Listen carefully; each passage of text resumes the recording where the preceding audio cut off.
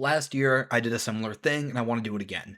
In this video, I'm going to rank my top 10 media that I consumed in 2025. Luckily for me, this year will be a lot easier. I've made monthly videos detailing my thoughts on media throughout the year. So if you're wondering what media are eligible to be here, it's any of the media on those videos. For the sake of clarity though, I may combine entries. For example, Honkai Star Rail is a series that I basically didn't touch this year. I played the 3.0 patch and as of writing the script have yet to play through Amphorius properly. However, if throughout the year I broke it up into the likes of 3.1, 3.2 on the media mosaics, I would just combine them on the list to be Amphorius rather than ranking all of the individual parts. Now this video is a top 10, and last year I did a slew of honorable mentions. This year, I actually have a tier list of every series eligible for this list. So I'm actually going to do that. I'm going to be brief, obviously. This video is really about the top 10 themselves, and it ended up being 7,000 words. But let's run through everything that didn't make it. The package day is awful, easily the worst piece of media of the entire year. It's a really badly made visual novel, and while I respect the fact that somebody clearly did take the time to make it, since I assume it was only made by a person or maybe a very small team if I'm being generous, I did not get any enjoyment out of it save for ironic enjoyment. Find Love or Die Trying 2 is a really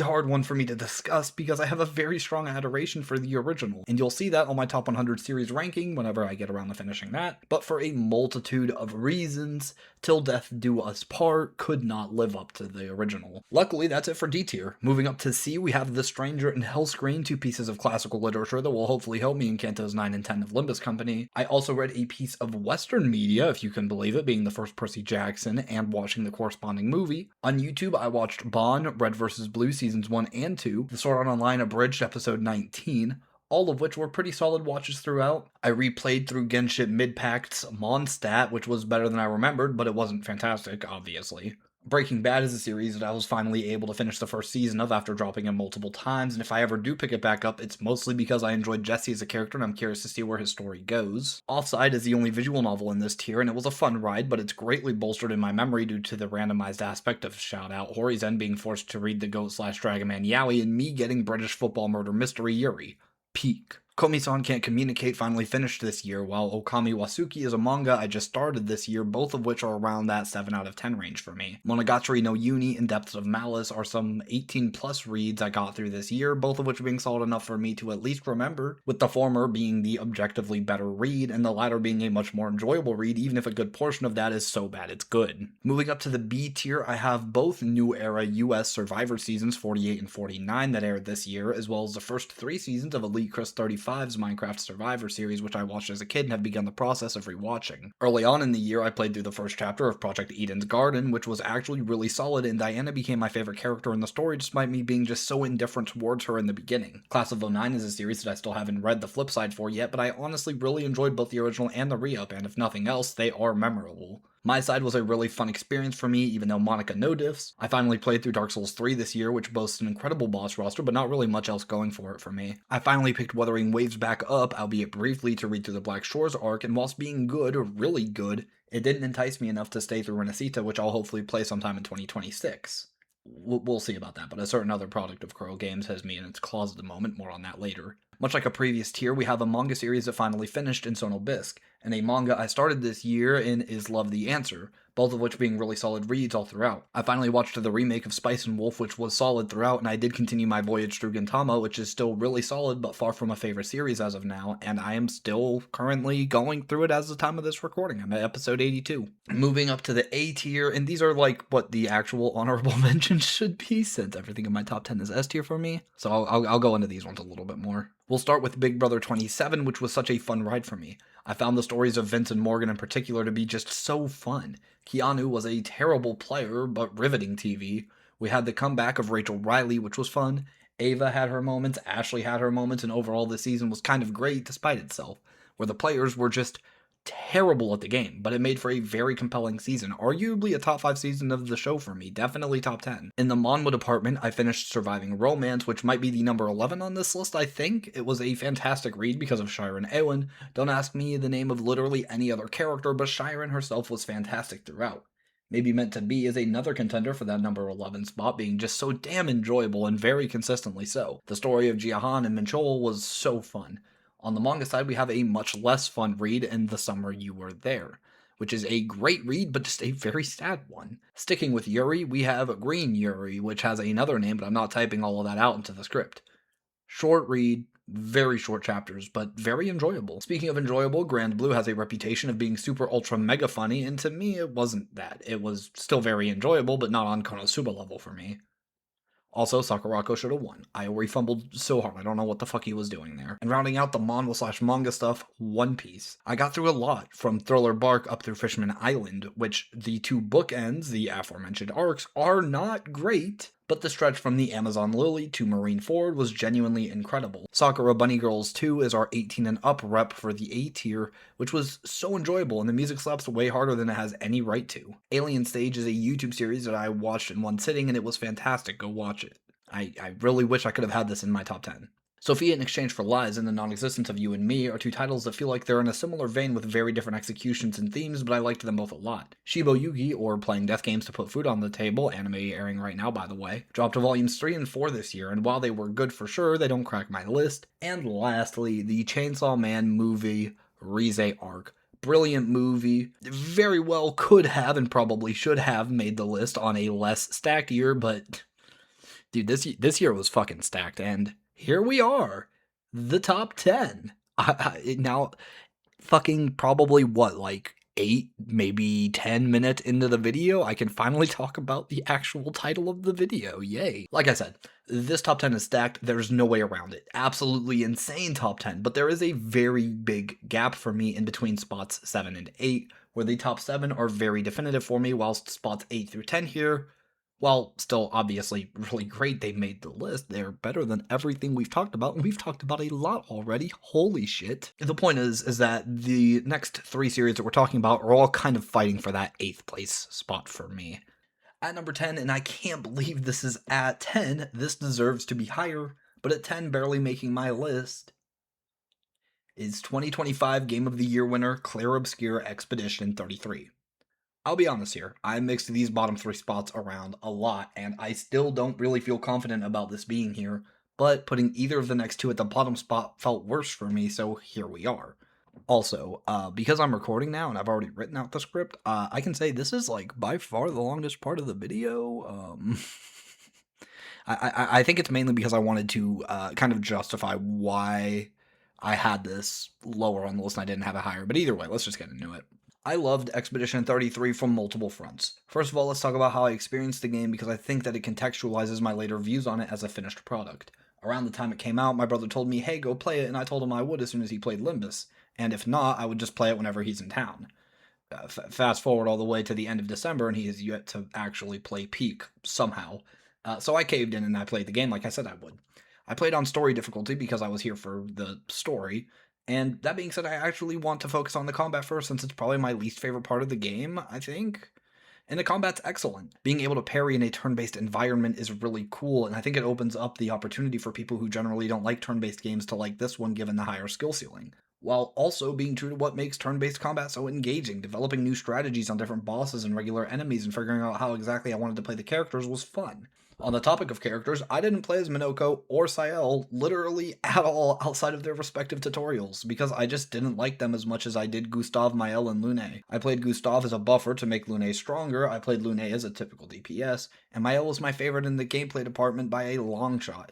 Mael has 3 different stances, offensive, defensive, and virtuoso. My brother, when he played, had her as a ruthless DPS relying on virtuoso. For me, but by the end of the game, her defense level was 99.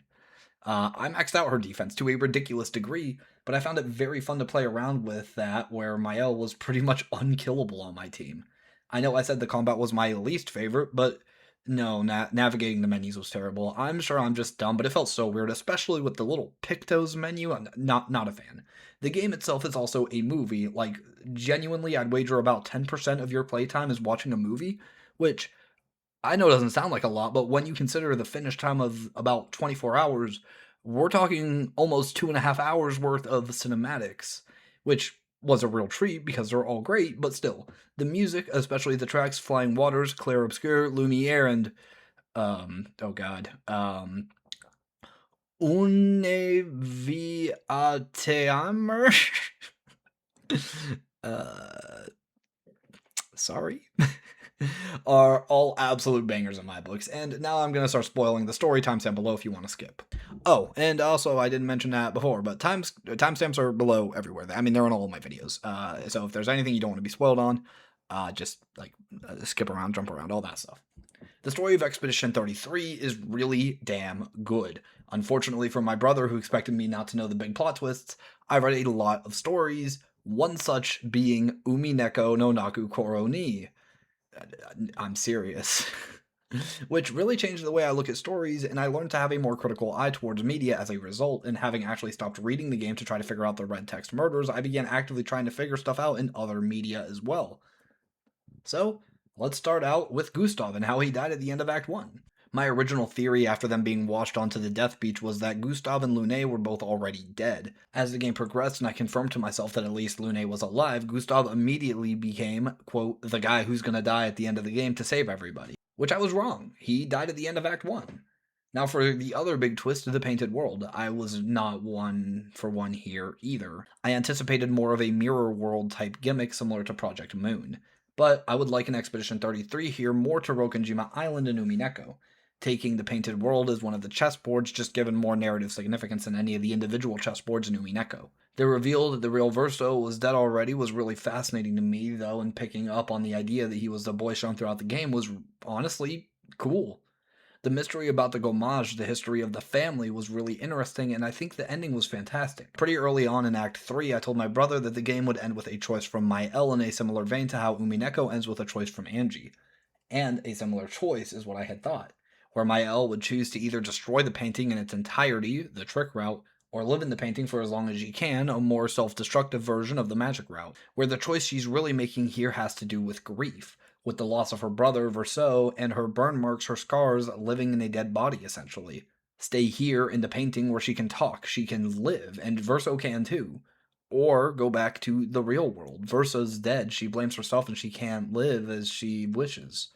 I expected this to culminate in her final character arc coming to accept everything and move on into the real world, taking the Angie option, not destroying the magic that's here, but taking it with her as she moves towards the future.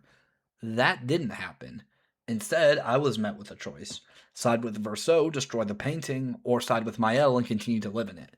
I personally sided with Verso, since that made the most sense thematically in my opinion, and after watching the Mael ending afterwards, I'm very satisfied with the choice I made.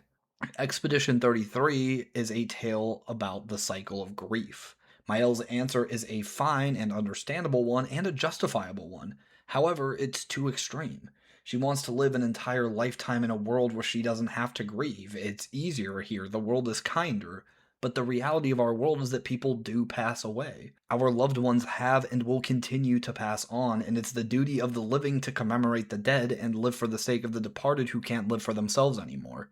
I don't like rewriting over stories, but I do wish we had this final arc for Mael focus on this aspect of her taking the Angie Ushiromiya approach, of her growing to actively choose a path where she returns to the real world. I get why she doesn't, but for the sake of her character, I wish things were different. Speaking of character, let's wrap this up with those characters. I didn't care much for Minoko or Sael. They weren't actively bad, but I didn't care for them. Gustav was solid, and I liked the approach they took here with his character, and killing him off in the way they did actively added to the story for me. The Paintress and Renoir were solid antagonists. I liked Lune's scenes a good bit. Both Verso and Mael had moments, and I liked them a lot, but Esquier was genuinely, unironically, my favorite character. His bizarre cadence, his willingness to unashamedly be himself, his goofy aesthetic, contrasting his power. Everything about Esquier is fantastic, and I love him, he can do no wrong. I've just spent a very long time here detailing my thoughts on Clair Obscure Expedition 33, and I don't know if, quite frankly, any entry on this list will be this long, spoiler or it's not, but I'm sticking to my guns. Even though I expect future entries to be shorter, they are. I literally finished Expedition 33 the day I'm writing the script, so it's very fresh on my mind. I love the game, it's somewhere in my top 10 video games of all time, is it? But I can't put it any higher, especially considering the fact that it isn't my last video game we're going to be talking about on this list by a long shot. So I did actually double check this just for the sake of my own sanity after reading the script out, after having finished writing the script. Expedition 33 is either my number 10 or my number 11 video game of all time. It depends on how you view Roblox. If you view Roblox as a video game, then it's number 11. If you do not, and you just view Roblox as a platform that shouldn't count, then Expedition 33 is in my top 10 video games of all time. Yay. At number 9, we actually have the only other December media that I started and finished in December, Violet Evergarden. And again, Expedition 33, Violet Evergarden, and the series we'll be talking about after are all so close for me that the margins are pretty thin. So, despite the fact that I'm about to talk a lot less about Violet Evergarden, why did I put it above Expedition 33? And the answer may shock you. I cried. I didn't tear up. I cried during one of the episodes of Violet Evergarden, which doesn't happen. It's a rarity for me. I will not mince my words here. Violet Evergarden, episode 10, entitled Loved Ones Will Always Watch Over You, is a masterpiece in visual and audio storytelling. And it's that episode that made me stand on the fact that I refuse to put this at the bottom of the list. The rest of the show is incredible, very slow paced at points, but it's still a very damn good watch throughout, particularly Violet's backstory, the conclusion, the princess episode, and the playwright episode, all of which genuinely incredible stuff. But the episode about the sick mom and her daughter broke my heart. The mom writing letters to her daughter in the future for her birthdays was just beautiful, and it really moved me in a way that most media simply don't. Outside of that, the animation is stunning. The visuals are drop dead gorgeous from start to finish. The opening and ending tracks are both very memorable. Whilst I can't say the side cast will stick in my mind, the titular Violet Evergarden will. The story of this war-torn child forced to live past the only thing that gave her life meaning is heartbreaking as much as it is inspiring. Violet Evergarden is a fish out of water, a combat doll who has known nothing but executing orders for her major. And yet, the war is over, and the major is nowhere to be seen. She takes up becoming an auto-memory doll, someone who will write letters for those who can't, someone who is willing to go anywhere should the client ask. And as time progresses, we see her skill set blossom. She goes from writing military reports that come off as disrespectful, crude, and too straightforward, lacking all hints of elegance, into writing love letters for royal families and ageless letters connecting a little girl to her long-lost mother throughout the rest of her life. And yes, I'm bringing that up again, man. Fuck, that had me fucked up. Violet Evergarden is a generational watch if you can get past the slow pacing, and if nothing else, the animation on display is absolutely beautiful. At 8, we have our next video game to talk about, and unlike the past 2 entries where I debated where to put them, I debated even putting this series on the list, and we'll talk about why. But at 8, I have Punishing Gray Raven. Before I even talk about the series at all, I want to bring up my hesitancy of even putting this on the list. I'm not done with it. Everything else on this list is done or is a series I'm caught up to, I guess with 2 asterisks, but don't worry about it. Punishing Gray Raven is a series I did not finish. In fact, as of 2025, the furthest I got was Luna's interlude taking place directly after Chapter 13. In fact, at the time of writing this script, I've still been playing it, all the way from Extra Story 04 Echo Aria up through Roland's interlude right after Chapter 16, and now that I'm actually recording this, I can say that I've also now done Liv Imperia's interlude and Chapter 17 as well. What this really means for me is that I debated having this here because there is a very large chance that I talk about it again in the next video of this series, I guess. Which, granted, will be in a year, but still, it'll happen again in 2026 of having Punishing Gray Raven on this one and the last one. So maybe I should just leave it off then. But no, I decided that because I got through so much of it and talked about it extensively throughout the year, I do want to properly give it its flowers here on this ranking.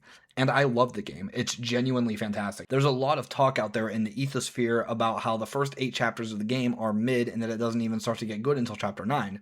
To which, no.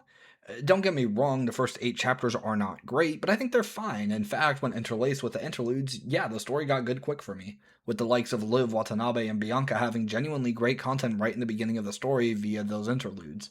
I do think it's a very baffling choice for the devs to make the interludes literally just better than the main fucking content for new players, but hey, what do I know? It's also probably worth mentioning that they added a quality of life update to let people skip those first 8 chapters, so whatever, it's a wash anyways.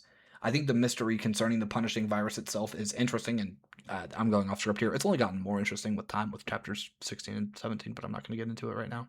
Because that wasn't 2025, that's totally 2026 stuff. Can't get into it, man. Fuck. I think having all these different factions like Babylonia, Korono, Kowloon, and Akdelic is hella interesting. I think on a more micro level, most of the characters are good, even the NPCs, with special mentions to Hassan, Martin, Asimov, Celica, Yamala, and Diana. I think the gameplay loop is basically an improved rendition of Honkai Impact 3rd. this is where I should delve into my favorite characters, but I actually want to do something new. And now that I'm done with chapter 17, I'm going to make another long form video going over my top 10 favorite characters in Punishing Gray Raven up to that point, so look forward to that eventually whenever I get that done. All in all, I love this game, and it just released on Steam a little over 24 hours ago, and I have over 11 hours already logged on. And also, we got Horse Rosetta. She's real! Let's go! And also, by the way, I now have 23.2 hours on the Steam version, so yeah. Moving on to 7, and like I mentioned a few thousand words ago at this point, my top 7 were pretty locked in, where there's a sizable gap in between this series and Punishing Gray Raven. But with that being said, spot 7 all the way up to 4 were similarly really hard to rank betwixt themselves, but everything has to go somewhere, so at 7 I'm going with Kono Oto Tomare. At the time of scripting, I've read up through chapter 149 and watched the anime as well. Really, the only criticism that I levy at Kono Oto Tomare is that my experience with the manga was actually a bit rough around the edges towards the start. Now thinking on it, I guess it makes sense to have this right about Punishing Gray Raven, but I digress. My point is, I love KOT. I think it's very emotional. I think the character drama is great. I think we have a phenomenal protagonist in Mujica and a great deuteragonist in Sato Ahosuki.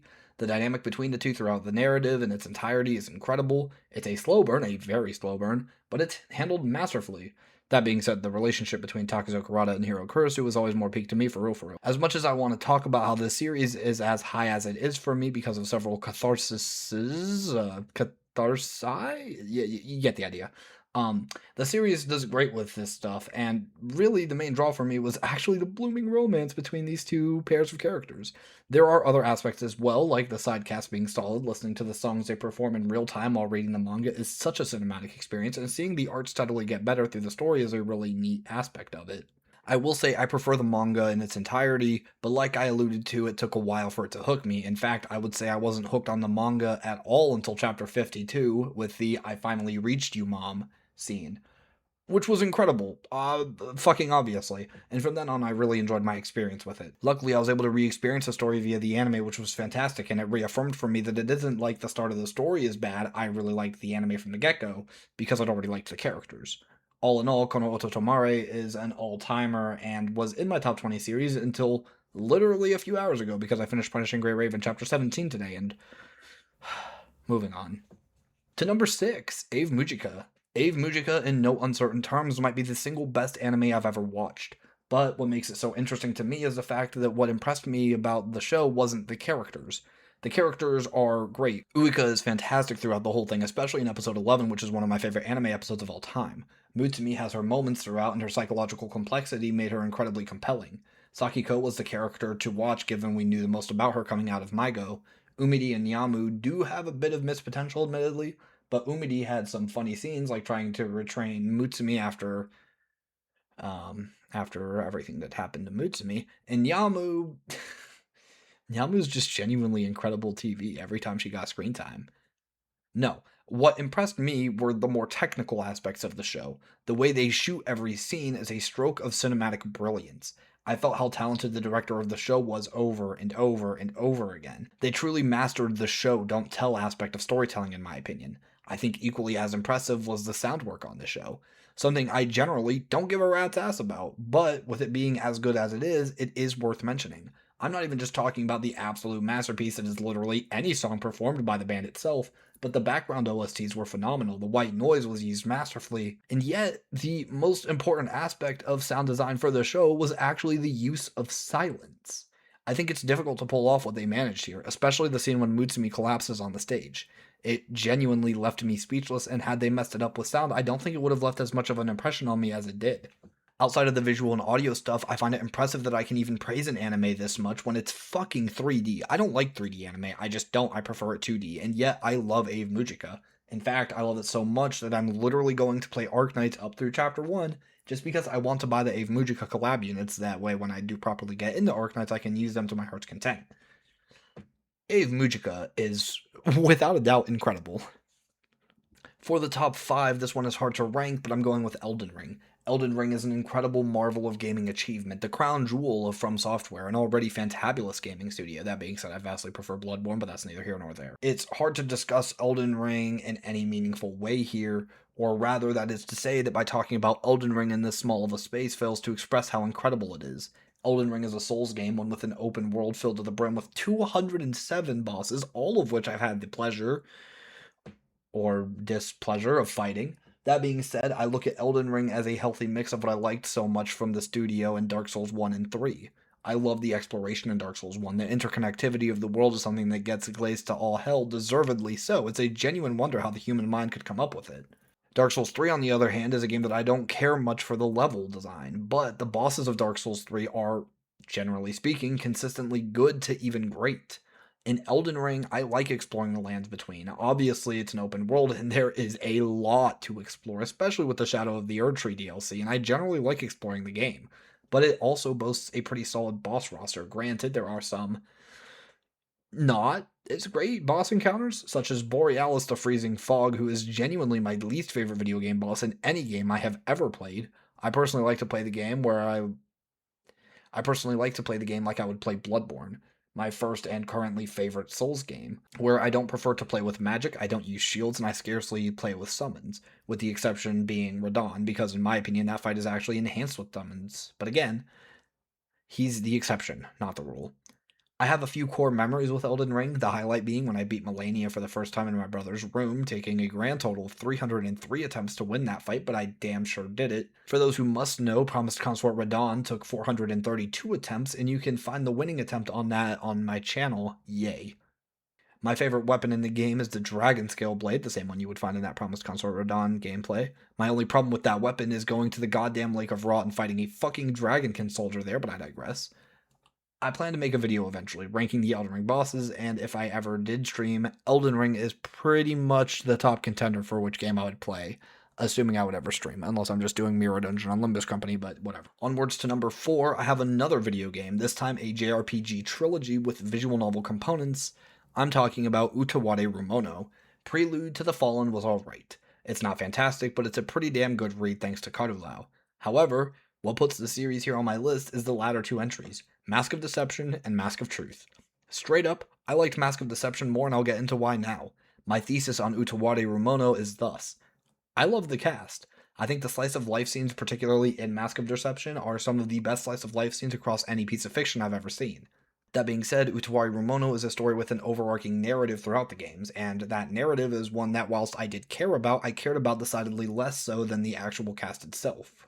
Haku is an incredible protagonist and genuinely has the single best character journey across fiction for me as of right now. His story is immaculate, as is the story of Kuon between the games. Realistically, it isn't just them. I love Relutier as a character. She's the kind of character I normally wouldn't care much for, this character who's just kind of there to be kawaii, must protect.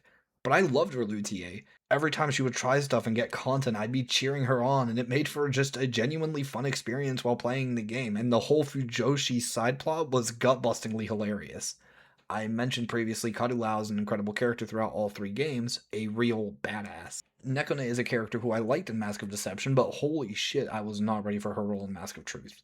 Ogi and Mujica are both super fun and rootable. Atsui is a complete nutcase and absolutely steals the show whenever she gets an ounce of screen time. Speaking of stealing the show, Ulthari also steals the show every time she was on screen for different reasons. Anyways, Raiko is a phenomenal antagonist in the series that really struggles in the antagonist department. Mikazuchi, Nosori, Eridu, Torikori, Oshtor, Banawi, Hakuolo, Aju, Obado, Yaktwal, and the twins, all of these characters and more are genuinely really great. So much so that I still remember them by name much later. Also, let me mention Kokopo here, the real goat of the series, let me be real. Now, after gushing about the cast, the world of Utawarerumono is also great. If you're one for a story about war, you are in the right place. If you like the world building, with multiple countries being built up and intertwining with one another, you are in the right place. And the emotional payoffs the series offers are genuinely incredible. Most notably to me nowadays, being pretty far removed from the series, are the endings of both Mask of Deception and Mask of Truth. But more than either of those is a scene I will simply refer to as the mom scene. If you've read both games, you probably know what I'm talking about. So, if these games are as great as I say they are, why aren't they higher? Genuinely, the answer is Maruo. I fucking hate Maruo with a passion. I think he's horrible. He's my second least favorite character in anything ever, behind only Amy from House and Fata Morgana, and anyone who's read that can figure out how absolutely bottom of the barrel worthless piece of human garbage waste of file space Maruo is. Anyways, the gameplay took a bit to grow on me, but I like it now outside of that one fucking trio fight in Mask of Truth. And At the very end, like the fucking final fight of Mask of Truth, genuinely perfect. For my top 3, I have Final Fantasy X. We've reached what is, for me, the top tier of the list. But among these, I had a super easy number 1 this year, which we'll talk about, but I did debate a little bit between this and the next entry for number 2. I replayed this recently because I realized I hadn't played the damn game in over a decade. I'm 21, guys, relax, I'm not that old. Final Fantasy X is a masterpiece, especially thematically, so allow me to touch on that first. The religious undertones poignant throughout the game are incredibly well executed. The themes of love, sorrow, and dreams are also very well done. The nature of the pilgrimage that we undergo throughout the game and the reveals that happen as a result in the endgame are great. The mysteries surrounding Xanarkand are wonderfully handled, especially in relation to the likes of Tidus and Orin. The story of the Outbed is a somber reflection of some potential biases that may still plague our own world outside of the television screen. Yuna's character arc throughout this journey, rich with emotional turmoil, is fantastic, and Lulu's design is peak cinema. No, seriously, that belt skirt thing is so cool. I love the combat in this game. I like the combat in Expedition 33 as well, but I actually prefer how it's handled here. Being able to swap units out immediately feels super smooth. The puzzles, while definitely elementary at points, my dear Watson, can actually be really fun in certain fights, especially one of the endgame fights in which the player is required to juggle negative status effects to survive certain attacks. It's so well done. It's so brilliant. The voice acting, while it is definitely on the older side, is genuinely, like, not bad. I wish I could play it with a Japanese dub and English subs, but I digress. The cinematic cutscenes sprinkled through the game are wonderful and a genuine feast for the eyes, and Blitzball. Anyways, moving on, this sphere. No, I'm kidding. Okay, yeah, Blitzball, it's not great, but the sphere grid is though, and it's probably my favorite individual level up system in any game ever. The antagonists in the game are all phenomenal, and seeing their motives be picked apart is super interesting. The themes of death, and rather the spiral of death throughout Spira, is super interesting. The absolute corruption surrounding death itself in this world is super cool to see. To get into the main cast here a little bit, Tidus has an incredible journey from being a pretty goofy and aloof character who's notably pretty whiny at points into a complex hero by the end of the story. Yuna starts out as this meek, seemingly weak character who we see defy the world itself by the end with the help of those she held close. Orin is veiled in mystery through most of the game, and it's handled very tactfully, especially when all the puzzle pieces connect. Waka is a wonder, a character who's pretty dated at this point, yet one who we come to understand by the end of the story, and even though he has these very clear biases, I think it's interesting to see those ingrained ideals be melted over time. Lulu is a fairly stagnant character in the main narrative, but comes into her own when doing side content like entering the Chamber of the Faith. Riku is a ball of energy with a fun contrast to Lulu in that way, and also has a very interesting dynamic with pretty much every cast member, particularly Waka. And Kamari, whilst easily being my least favorite both in the gameplay and story departments, is still a solid character with a well-built foundation of his past on Mount Gagazet. I love Final Fantasy X, and I'm looking forward to getting through multiple Final Fantasy games this year. I hope. Like I said, I did briefly debate this, but it was never going to be number 1, so runner-up I have Honkai Impact 3rd, which is a behemoth of a series to have gone through, and I'm glad I did. For clarity's sake, this is the story of Kiana Kaslana. This is Honkai Impact 3rd Part 1. I haven't started 1.5 or 2, obviously. I may eventually, but as of now, I don't plan to in the near future. Similar to Haku, Kiana herself was one of the best character journeys across media for me. The Kiana we see in Chapter 1 compared to the Kiana we see in Chapter 35. Oh, wow. HI3 is an incredibly difficult series to talk about in a similar vein to Elden Ring. It's just huge. Where do I start? The one main compliment and praise I give HI3 is the medium hopping. What I mean is that I used the Hoyo Stands reading guide, which took me through the actual game itself, as well as animes, mangas, manhwas, and visual novels, which was super fun, and whilst tiring at points for sure, was a super unique and creative means by which to tell the story. A very sad story, but one with a notably happy ending. A story about all that is beautiful in this world, and a story that deserves to be heard. For me personally, my favorite chapters were 25 being my number 1, followed by 31 and 35 respectively. Moon Halo, courtesy of chapter 25, is incredible. The way the song beautifully tackles the themes of grief is just absolutely beautiful. Shut up, man. I'm not crying. You're crying. The Elysian Realm arc is absolute cinema, both the game mode and chapters 29 through 31. The story of the 13 Flame Chasers is, dare I say it, perfect. The twists and turns in the narrative are incredibly well handled, as are the main trio of Kiana, May, and Branya, who all grow throughout the narrative, but there's also a metric fuck ton of other characters who matter and had an impact. Characters like Alicia, Mobius, Otto, and Durandal, despite not being main characters, are all in my top 100 favorite fictional characters right now. I do dislike some of the actual gameplay, though, namely Chapter 11 EX, which is the single worst piece of gaming I've ever experienced. No, I'm not getting into it. I think Honkai Impact 3rd in its totality is Hoyo versus Magnum Opus. I like Honkai Star Rail more as a game, and I'm looking forward to experiencing the Amphoreus arc soon enough. I actually don't hate Genship Mid-Pact, and the Masquerade of the Guilty chapter is genuinely incredible. I haven't played Zenless Zone Zero yet, though, and I don't intend to, but at least the character designs are peak, yeah? My point is that for me, someone who cares less about the actual game itself and more about the story, I don't know if Hoyoverse can do better than this as a finished product, but we shall see, I suppose. Number 1 is Project Moon. I, yeah. Um, I really wanted to debate this on like, oh, is it going to be number 1? But no, no. Project Moon is in no uncertain terms far and away the best piece of media I got through in 2025. And it sucks to be in this position because I want to get this script over with. That way I can record and edit it. But obviously, this is my number 1. I want to gush about it. But also, I'm 7,000 fucking words into this script. What? So I think my admiration of the series can start and end with this true story. My mother and I had to drive across states after the loss of a family member. On the way there, I drove because she was certainly in no condition to drive, and on the way back, she drove. Now, believe it or not, I like to read, and I've experienced a lot of stories. My mom, knowing this, decided to make a mistake. She stopped the music in the car and asked me to talk about a story that I liked to pass the time on a very long drive. So I asked if she wanted a short story or a long story. I talked about Project Moon for 4.5 hours straight, talking about all of the intricacies, going into depth about the city and its inhabitants. The world Project Moon cultivated is the single most fascinating fictional world in my eyes. I think it has the best world building in any piece of media that I've ever gone through. I think that it has some of the best character writing in anything, with Angela, the best written character in the series for me and my favorite character across the series, giving the best characters in Umineko and Fata Morgana a genuine run for their money. And therein lies the problem with talking about Project Moon on this small of a scale. The story of Angela is one that could take me an hour to go through, and she's not the only character in the series. So many of these characters intertwine with one another, make each other better, add to one another's stories, and there's a lot of them. There are also just so many concepts to talk about, like Enkafel and the concept incinerator, the warp trains, the singularities, the fingers, the cantos, everything. There's too much to talk about, and I love all of it. Project Moon as a series has made me feel feelings that I haven't gotten from other media. Lobotomy Corporation is a grueling experience, but I don't think the story would have meant as much as it did to me had I not banged my head repeatedly against the door that was day 10. No, I never finished it.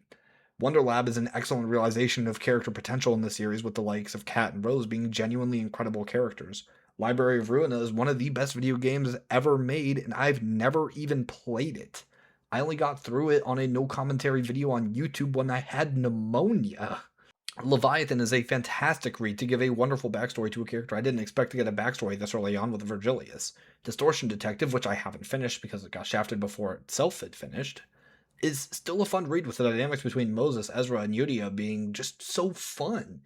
And Limbus Company, the fucking gotcha game that hates people spending money on it, is so good. Is so good that I have over 500 hours on it despite starting it this year. I love this series, and as much as I could talk my ear off about it, I think that it's better saved for another occasion, one in which I can give it the proper time it deserves to thoroughly pick apart everything. But there we go. That is my top 10 media of 2025. Tune into the same thing next year when I rank my top 10 media of 2026. Tune in hopefully soon for the January media mosaic video. I haven't even started scripting that one, and it's going to be hell.